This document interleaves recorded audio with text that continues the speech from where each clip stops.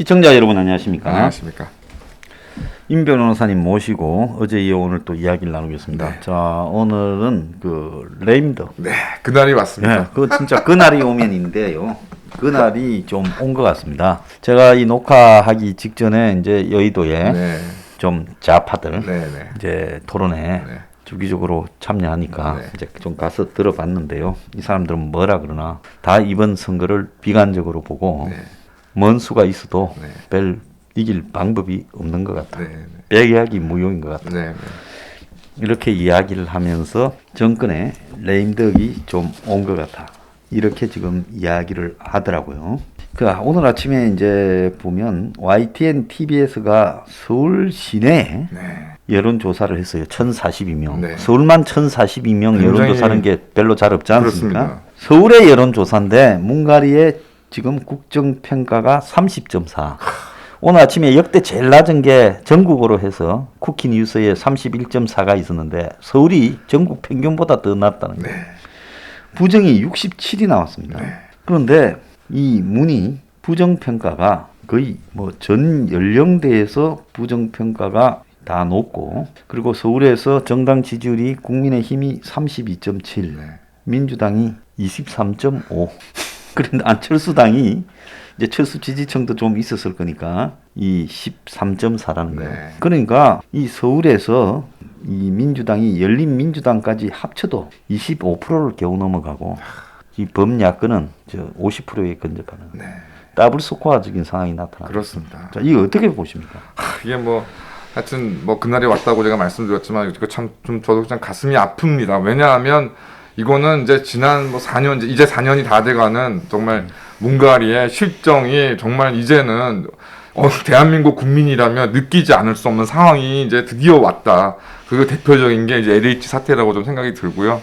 하여튼 이런 부분에 대해서 참 그날이 오기는 왔는데 정말 이게 얼마나 이 문가리가 대한민국을 망쳤길래 정말 서울에서 이런 조사가 나올 정도인가. 다시 한번 좀 굉장히 좀 가슴이 아픕니다.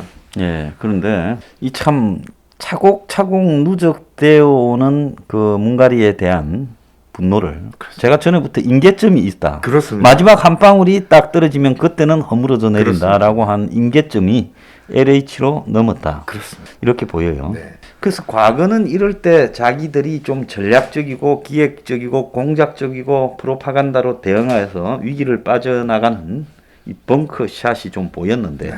이번에는 보면 나온 놈마다 다 사고를 치고 들어가요. 이해찬이가 나와가 거의 이겼다라고 이야기를 하고. 네. 그래서 이제 그걸 보면서 저게 이제 미쳐도 많이 미쳤구나. 임종석이가 나와가지고 박원순을 또 찬양하다가 네. 또 박영선이한테 욕을 먹고 가고. 네. 니 가깝다고 그러지 말고 선거 빠져라. 네.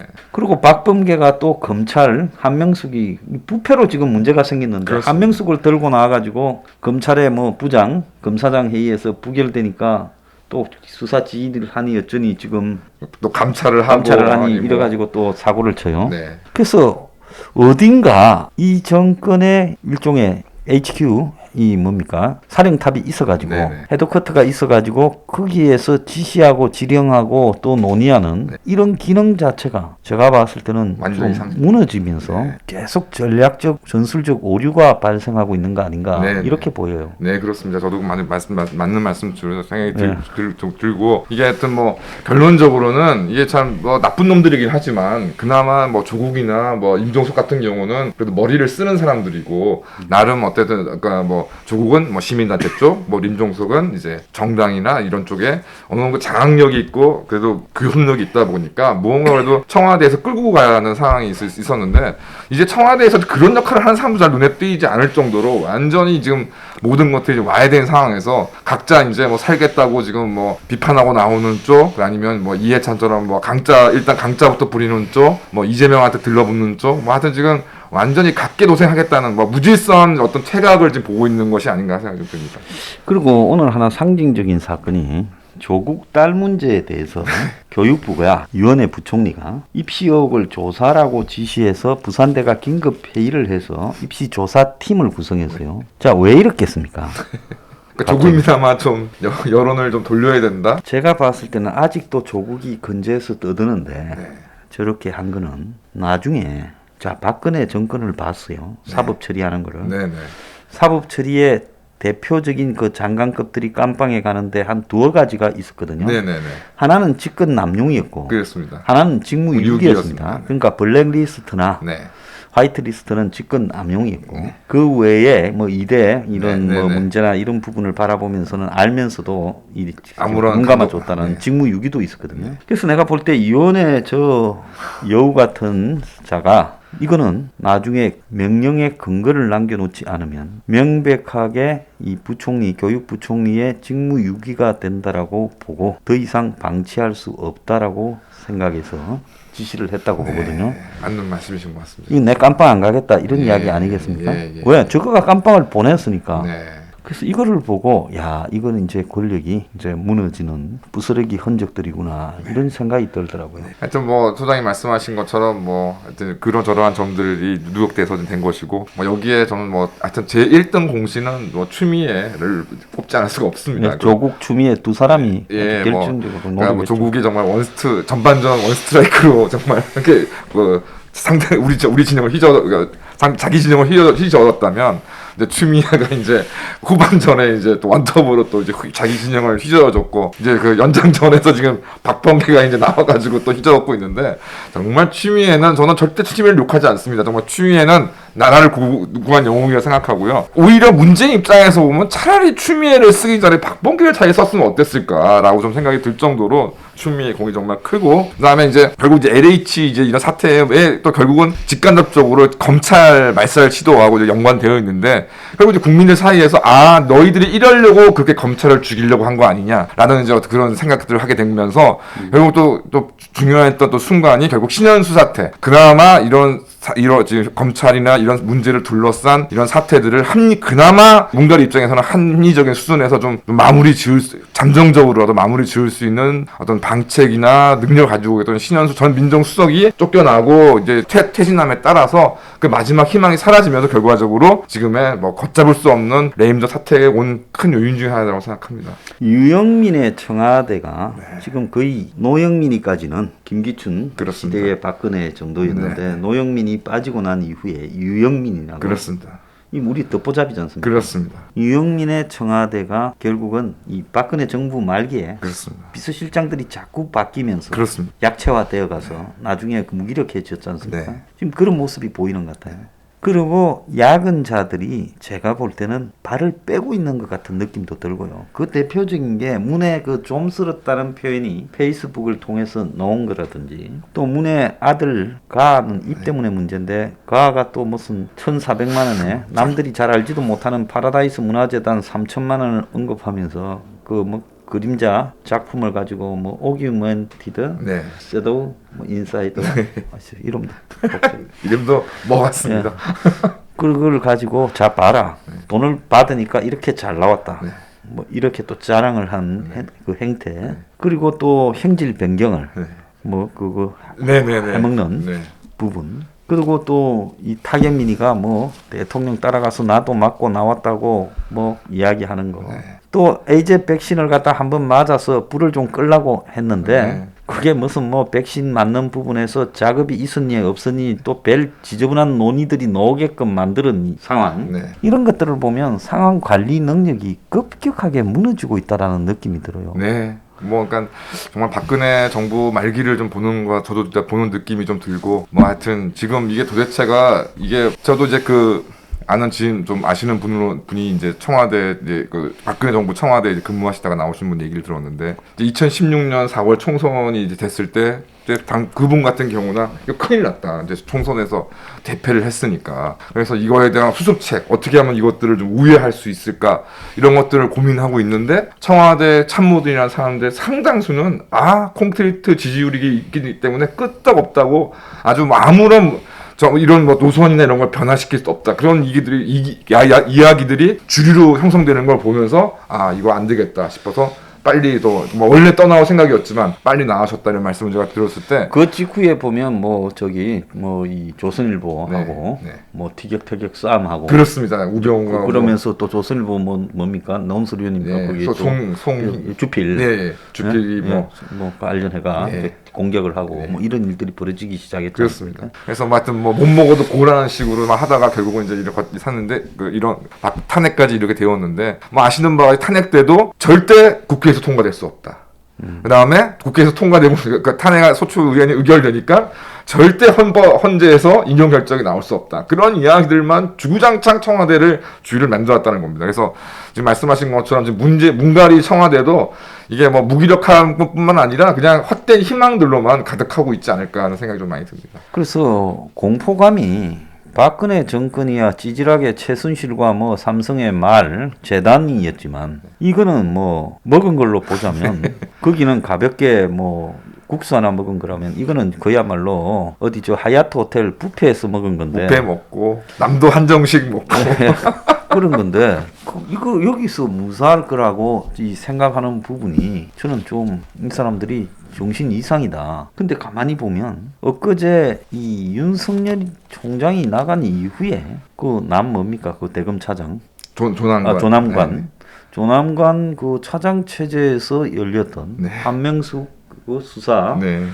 검사 부분에 대한 그걸 이제 불기소하냐 기소하냐 논의에 10대 2대 2가 나왔어요. 그렇습니다. 참 그것도 참 특이했습니다. 거기에 상당히 대검 부장들은 다 정권의 끈앞을들이었잖아요. 네.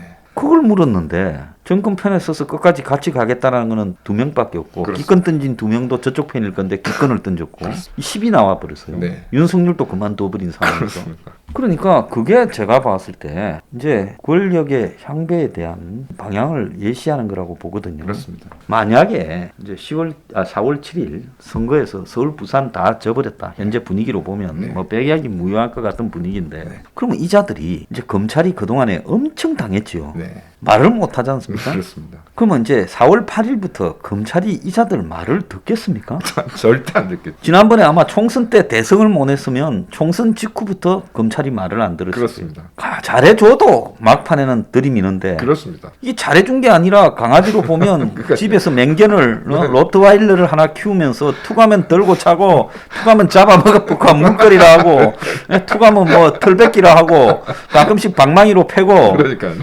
예? 그다음에 무슨 뭐 사료도 안 사주고 그냥 먹던 거 찌끄레기나 던져주고 막 개집 집도 막 부숴 버려가지고 막 눈비 맞게 하고. 예, 그러는데 이 개가 지금 줄만 풀리면 물어 죽이려고 벼르고 있을 건데 가만히 보면 좀 제정신이 아니다는 생각이 그렇습니다. 그런데 민주당에서 지금 하는 행태를 보면 더욱 더 기이해요. 우리가 히틀러 마지막을 다룬 히틀러 마지막 14일이라는 그 소설이나 네.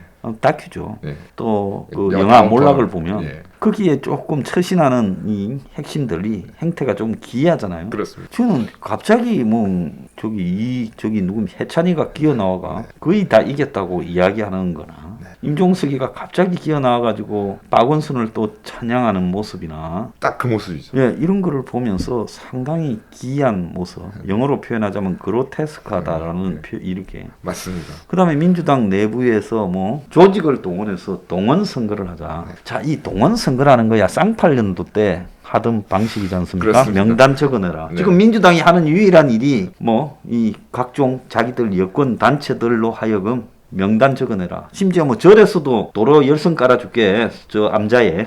겨울에 눈이 와서 못 올라가고 얼음 끼어서 못 올라가니까 신도들 이름 전화번호 뭐 다 적어내라고. 자, 이런 방식으로 그야말로 거대한 이 퍼펙트 스톰이 오는데 조직으로 맞서려고 한다. 좀 웃기지 않습니까? 하여튼 뭐 다운폴의 유명한 장면 중에 하나 아니겠습니까? 네. 이제 그 장군들하고 이제 전략 회의를 하고 있는데 뭐 히틀러 생각에는 무슨 군단도 있고 무슨 군단도 있고 무슨 군단도 있어서 왜 이들은 진격하지 않느냐, 왜 공격하지 않느냐, 막 이러니까 장군들이 그 군단은 없어진 지 오래됐습니다. 그러니까 막 히틀러가 막 난리를 치면서 막 그러면 이제 옆에 있던 괴벨스는 이제 막 주술에 빠져가지고 루즈벨트가 뭐 이제 곧 사망할 거고 루즈벨트가 사망하면 이제 연합군이 분열되고 우리한테 강화를 요청할 것이다. 막 이런 얘기들을 막 자기들끼리 신나게 하고 있는데 그런 모습을 좀 보는다는 느낌이 들면서도 하여튼 이놈은 이제 광기가 정말 이 미친 광기와 이런 것들이 어디까지 흘러갈지가 참 그것도 좀 걱정되는 바도 걱정되는 이게 미쳤기 때문에 그리고 진 죄가 많기 때문에 포로로 뭐 잡혀가지고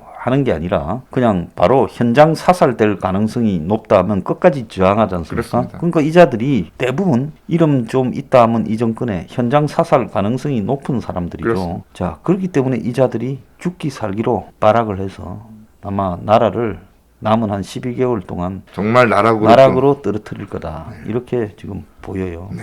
그런데 그렇게 탄탄하게 보이던 여론조사에서도 다 잡고 있는 것 같고 또 언론도 다 잡고 있는 것 같고 도무지 뭐 추락할 것 같지 않던 철옹성도 요즘 보면 나사가 좀 풀려갖고 너무 좀 풀린 것 같이 보이지 않습니까? 그렇습니다. 근데 이게 뭐 오만 때문인 건지 뭐 등 뭔지는 모르겠는데 하여튼 참 이게 기세등등하던 권력이 무너질 때는 뭐 그러니까 사실은 뭐 아쉽지만은 박정희 대통령의 유신 권력도 무너질 때는 정말 어이없게 정말 자신의 친동생과 같이 아껴주었던 수십 년 동안 아껴주고 보살펴주었던 중앙정보부장에 의해서 박정희 대통령이 유명을 달리하셨듯이 또 전두환 대통령 같은 경우도 정말 친형제처럼 또 자기가 이끌어주고 항상 보살펴줬던 그 후계 그래서 대통령까지 물려주었던 그 친구한테 당했듯이 참 이런 것들이 참 권력이라는 것이 어떤 현상들이 예나 지금이나 뭐 정말 겉으로는 이게 뭐 철옹성처같이 보이지만 그 무너질 때는 정말 소리 소문 없이 막 어느 날 갑자기 이렇게 탁 무너지는 거 보니까 이게 그것이 그러니까 망고불변의 진리가 아닌가 생각이 듭니다. 그래서 지금 이자들이 거의 붕괴가 오고 있는데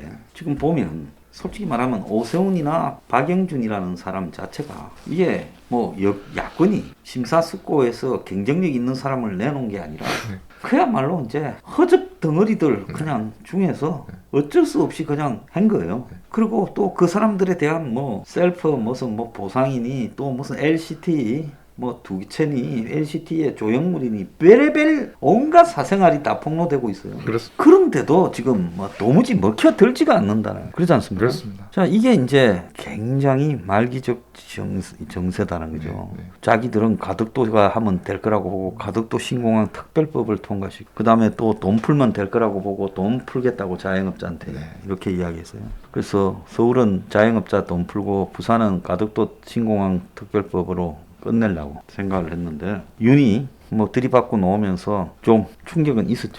내진탕이 조금 왔죠.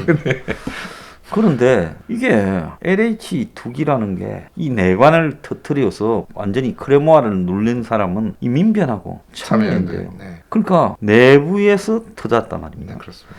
그러면 내부에서 터질 때 지금까지 문정권이 안 무너진 거는 적어도 좌파 진영 내부에 그렇습니다. 한겨레나 오마이뉴스, 경향, 네. 미디어 오늘 같은 이런 매체들이요. 정권이 아무리 죽을 수도 옹호했지 않습니까? 그렇습니다. 왜? 정권이 바뀌어서 보수 정권이 와서 우리가 피해를 받는 것보다는 얘네 노무현 욕해서 정권 뺏겨봤자 우리만 손해더라. 네. 무조건 똘똘 밀자. 네. 이렇게 됐잖아요. 네. 그래서 똘똘 밀었는데 엉뚱한 데서 지금 균열이 생겨서 무너져 가고 있어요. 이 보수가 잘한 거 아무것도 없어. 아무것도 안 하고 빗자루처럼 그냥 있었죠. 잘한 게 아무것도 없는 게 아니라 소장님 말씀도 저는 동의한 빗자루처럼 가만히 있지 않았죠. 네. 엄청 나쁘고 저기 이적 행위들을 해왔죠. 이적 행위를 했죠. 네. 그랬는데도 불구하고 이게 스스로 무너져 내려간다. 그 다음에 이제 회심의 카드가 안철수였다고 봐요. 네. 자, 일단 안철수를 내서 그 국민의힘당만 후보를 안 내게 되면 막 부산은 어떻게 되든 서울에서 안철수가 되든 뭐 자기들 박영선이 되든 간에 이거는 국민의힘당은 보낸 거다. 네. 저 당은 소멸되어 갈 거고 거기서 우리가 수습할 수 있다. 네. 그렇게 생각을 하지 않았겠습니까? 그렇습니다. 안철수는 또 두들겨 잡기도 쉽다. 네. 그래서 상당히 고도의 공작을 했다고 봐요. 저는 네. 이런 과정에 대해. 네. 네. 단일화 이렇게 조사를 했을 때 어지간하면 역선택을 안철수가 좀 먹고 들어가지 않습니까? 그렇습니다. 민주당 지지자도 한 30%는 나오니까 그렇습니다. 서울에서 3명 중에 1명은 민주당 지지자예요. 그럼 그들이 안철수를 택했을 가능성이 매우 높은데도 오세훈이가 원사이드하게 이겼다 말이에요. 이게 또 이제 안 먹히는 단계에 들어간 거 아니겠습니까? 그러니까 여론의 구도가 완전히 바뀌어봤다는 것을 여실히 증명한다고 생각합니다. 예. 네. 그러니까 뭐 이제 30% 정도 되는 민주당 지지자들 가지고는 이 여론을 조작하거나 이럴 힘이 도저히 그것도 이제 안 되는 상황이 돼버렸다고 생각합니다. 그리고 여론조사 회사들이 어지간하면 지금 정권의 밑장을 완전히 빼지는 않고 그동안에 쌓인 서로 관계도 많아가 조심할 건데 지금 이제 썩썩 여론조사 회사들이 이야기하는 거는 자기들도 이제 지금 이 문가리 정권에서 좀 탈출해야 되겠다라는 의도가 지금 보이는 거 아니겠어요? 네. 그러지 않겠습니까? 그렇습니다. 뭐 여론조사 회사 뭐 이제 제가 볼 때 좌파 언론사 중에서 또 한두 개는 이제 뭐 그런 이제 언론사가 나올 거라고 좀 생각이 들고요. 옛날 같으면 이런 여론조사 문가리가 서울에서 TBS 교통방송에 30.1입니까? 나왔다면 이거 발표하지 말라고 되지 않겠어요? 그렇습니다. 덮어버리거나? 네. 아니면 뭐 좀 물을 타가 네. 뭐 한 4~5% 높게 발표하든 이런 게 나가버리잖아요. 네. 그래서 이제 그 다음에는 좌파 언론들이 이제 탈출할 단계가 시작이 될 것 같아요. 그렇습니다. 이런 식으로 이제 정권이 그 무너지는 수순을 밟고 있는 게 아닌가. 네. 이렇게도 보여요. 네, 그런 상황까지 좀 단계까지 좀 접어들었다고 생각이 들고요. 예. 그럼에도 불구하고 그래서 이제 뭐 최근에 소장님께서 뭐 그런 말씀들을 하고 계시는데 어찌 됐건 지금 문가리의 힘은 막강합니다. 뭐 막강하죠. 국가를 장악하고 있고 그래도 언론을 장악하고 있고 야당도 지금 아직 뭐 질멸망한 상태이고 뭐 어쨌든 아직까지는 견고하게 지지하고 있는 30%의 지지도 있고 어쨌든 지금 뭐 이번 뭐 4월 7일 예정된 보궐선거를 포함해서 뭐 내년에 이제 있을 대통령 선거까지 어쩔 수 없이 집권을 한 세력이 아니기 때문에 뭐 윤석열 총장이 뭐 보수 후보로 나오던 뭐 어떤 형태로 출마를 하건 다른 누가 나오던 간에 약자일 수밖에 없는데 뭐 저는 상식적으로 생각합니다. 뭐 전투나 뭐 게임이나 약자가 강자를 이길 수 있는 유일한 방법은 난전으로 이끌어서 저들이 갖고 있는 뭐 풍부한 보건 물자라든가 이런 어떤 지세를 갖다가 활용할 수 있는 그런 것들을 원천적으로 흔들어서 그 난전 속에서 이겨야지. 지금 당장 여론조사가 좀 좋게 나오고 구도가 유리하다 그래서 이제 이거를 지키고 고고하게 뭐 어떤 교수님들 만나서 좋은 고담 준도 나누고 허허거리고 그러다가는 그거는 뭐 앉아서 죽는 길이라고 생각합니다. 그래서 좌파들이 지금 테러를 열는 부분을 좌파들 자기들 가지고 테러를 내는 게 아니라 그렇습니다. 교묘하게 쓰리 쿠션으로 오히려 지금 국민의힘도 오세훈이 시장 가고 나면 대선 후보도 없어요. 그렇습니다. 저것들도 그냥 김종인 이하 김무성까지 견학과 칼자루 잡았을 때 그런 유혹에 빠져들 겁니다. 그렇습니다. 그 다음에 또 다른 부분으로 보면 저자들이 결국은 중도 후보를 또 자기들이 그렇습니다. 교묘하게 서포트하면서 그렇습니다. 자기 쪽에 후보라고 한 사람들 다 죽여버리고 그렇습니다. 중도 후보를 밀면서 또 살아남을 방법을 갈 수 있어요. 그렇습니다. 그렇기 때문에 굉장히 난전, 혼전이 전개될 수 있다. 막판에 살라고 가진 수를 다 쓸 거다. 끝까지 그 경계를 늦추지 말아야 되겠죠. 그렇습니다. 마지막으로 뭐 하실 말씀 있으면 해주십시오. 하여튼 저는 좀 문가리한테 좀 제안을 드립니다. 그러니까 사실 문가리가 이 모든 이 판세를 뒤집을 만한 방안이 있습니다. 저에게는. 그건 저는 뭐냐면 문가리가 서민 포퓰리즘 15조를 받아들여서 실행한다고 국민들한테 대국민 선언을 하면 됩니다. 그러면 지금의 판세는 문가리가 확 뒤집을 수 있습니다. 하여튼 뭐 문가리가 지 살고 싶으면 알아서 유일한 방책을 선택하든가 말든가 그건 네가 알아서 하길 바랍니다. 자, 여러분, 저 뭉의 네임덕에 대해서 이야기 나눠봤습니다. 감사합니다. 감사합니다.